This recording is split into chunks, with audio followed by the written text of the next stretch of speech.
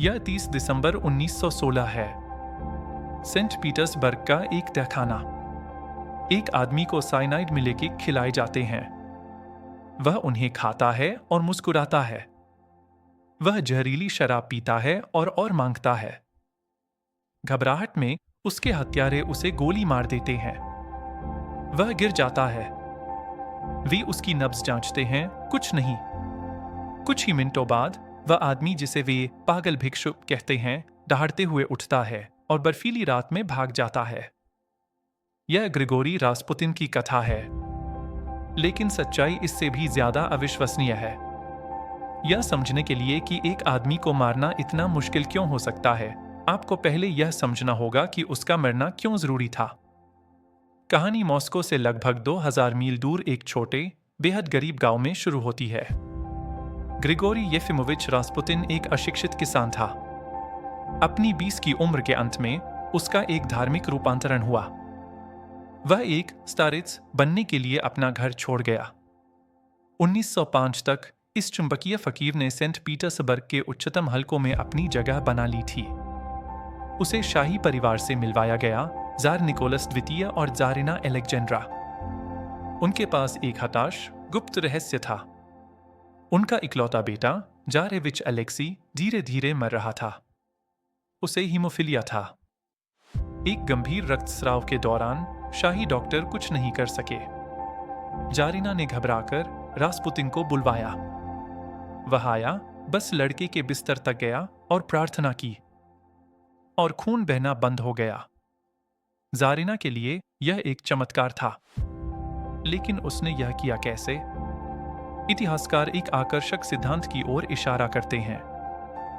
Rasputin अक्सर डॉक्टरों से लड़के को अकेला छोड़ने की मांग करता था। उस समय ये डॉक्टर लड़के के दर्द के लिए एस्पिरिन लिख रहे थे। एस्पिरिन खून को पतला करने वाली एक शक्तिशाली दवा है, जो हीमोफीलिया के रोगी के लिए सबसे बुरी चीज है। रास्पुतिन का चमत्कार शायद बस उसकी शांत उपस्थिति और डॉक्टरों की उस गलती को रोकना था। जैसे जैसे जारिना पर रास्पुतिन का प्रभाव बढ़ा, वैसे वैसे उसकी प्रतिष्ठा भी बढ़ी। दरबार, प्रेस और लोग फुसफुसाने लगे, और उन फुसफुसाटों ने एक राक्षस को जन्म दिया। मिथक, रास्पुतिन एक शैतानी व्यभिचारी था जिसने जारिना को बहकाया और महल में जंगली पार्टियां की। कहा जाता था कि पागल भिक्षु की एक अतृप्त भूख थी। सच्चाई, वह असभ्य था, मैला कुचैला रहता था और अक्सर नशे में धुत रहता था। उसकी निश्चित रूप से कई महिला अनुयायी थीं और शायद कई प्रेम संबंध भी थे। लेकिन इस बात का कोई ऐतिहासिक प्रमाण नहीं है कि उसके जारिना के साथ कभी यौन संबंध थे। ये कहानियां शातिर प्रोपेगेंडा थीं, जो दुश्मनों द्वारा यह साबित करने के लिए फैलाई गई थी कि जार और जारिना शासन करने के अयोग्य थे। मिथक, रास्पुतिन रूस का गुप्त शासक था। जैसे ही प्रथम विश्व युद्ध ने देश को तबाह कर दिया, जार मोर्चे पर चला गया और जारिना को प्रभारी छोड़ दिया और रास्पुतिन को उसके मुख्य सलाहकार के रूप में। सच्चाई, रास्पुतिन का अत्यधिक प्रभाव था, लेकिन सीधी शक्ति नहीं थी। वह एक माध्यम था। हताश जारिना मानती थी कि वह भगवान के लिए बोलता है। वह मोर्चे पर जार को लिखती, हमारे मित्र का कहना है कि हमें यह करना चाहिए, और वह वैसा ही करता। वह कोई राजनीतिक मास्टरमाइंड नहीं था। वह एक लक्षण था, एक ऐसी सरकार का जो अपने अंतिम, ढहते हुए चरणों में थी। 1916 के अंत तक रूसी रईस बहुत देख चुके थे। उनका मानना था कि राजशाही को बचाने का एकमात्र तरीका उस भिक्षु को मारना था। प्रिंस फेलिक्स यूसुपोव के नेतृत्व में एक समूह द्वारा एक साजिश रची गई, और यहीं पर किंवदंती और तथ्य एक दूसरे से हिंसक रूप से टकराते हैं। यूसुपोव का अपना ब्यौरा ही इस मिथक का स्रोत है। उसने दावा किया कि उन्होंने रास्पुतिन को केक और शराब पिलाई जिसमें 5 लोगों को मारने के लिए पर्याप्त साइनाइड था। उसने दावा किया कि रास्पुतिन बस बातें करता रहा। तब यूसुपोव ने उसे सीने में गोली मार दी। रास्पुतिन गिर गया, लेकिन जैसे ही यूसुपोव ने शरीर की जांच की, लाश की आंखें खुल गई। कथित तौर पर रास्पुतिन ने झपट्टा मारा, सीढ़ियों तक उसका पीछा किया, इससे पहले कि उसे 3 और गोलियां मारी गईं और वह बर्फ में ढेर हो गया। काम खत्म करने के लिए उन्होंने उसके शरीर को बांधा और उसे बर्फीली नेवा नदी में फेंक दिया। एक अविश्वसनीय कहानी। लेकिन 2 दिन बाद की गई आधिकारिक ऑटोप्सी एक बहुत अलग कहानी बताती है। पहला, जहर। ऑटोप्सी में रास्पुतिन के पेट में कोई जहर नहीं मिला।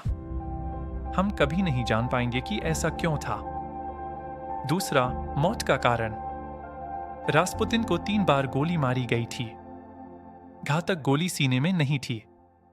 यह एक तीसरी गोली थी जिसे करीब से सीधे उसके माथे पर दागा गया था। इसी ने उसे मारा तुरंत। तीसरा, डूबना। कथा कहती है कि जब वह पानी में गिरा तब वह जीवित था, लेकिन ऑटोप्सी में उसके फेफड़ों में कोई पानी नहीं मिला। नदी में गिरने से बहुत पहले वह मर चुका था। रास्पुतिन अलौकिक नहीं था। वह अजेय नहीं था। वह बस एक आदमी था। लेकिन किंवदंती उस आदमी से ज्यादा शक्तिशाली थी, और यह वह किंवदंती है जिस पर उसके हत्यारे दुनिया को विश्वास दिलाना चाहते थे। अपनी मृत्यु से कुछ महीने पहले रास्पुतिन ने जार को एक पत्र लिखा था। उसमें एक रोंगटे खड़े कर देने वाली भविष्यवाणी थी। मुझे लगता है कि मैं 1 जनवरी से पहले जीवन छोड़ दूंगा। यदि मैं आम हत्यारों द्वारा मारा जाता हूं तो आपको, रूस के जार, डरने की कोई बात नहीं है। लेकिन अगर मैं रईसों द्वारा मारा जाता हूं तो वे आपके परिवार को मार डालेंगे। जार का परिवार 2 साल से ज्यादा जीवित नहीं रहेगा। उसे 30 दिसंबर 1916 को रईसों द्वारा मार दिया गया। 3 महीने के भीतर रूसी क्रांति शुरू हो गई। जार को गद्दी छोड़ने के लिए मजबूर होना पड़ा, और रास्पुतिन की हत्या के 19 महीने बाद, ठीक जैसा कि उसने भविष्यवाणी की थी, जार, जारिना और उनके सभी 5 बच्चों को येकातेरिनबर्ग के एक तहखाने में मार डाला गया। क्या यह एक वास्तविक भविष्यवाणी थी, या एक ऐसे व्यक्ति का चतुर राजनीतिक अवलोकन जिसने साम्राज्य के दिल में पनपती नफरत को देख लिया था? ग्रिगोरी रास्पुतिन मरहम लगाने वाला, पापी या बलि का बकरा? अंत में वह एक आईना था जो पतन के कगार पर खड़ी एक साम्राज्य के व्यामोह, हताशा और क्षय को दर्शाता था। और उसकी मृत्यु कहानी का अंत नहीं थी, यह प्रस्तावना थी।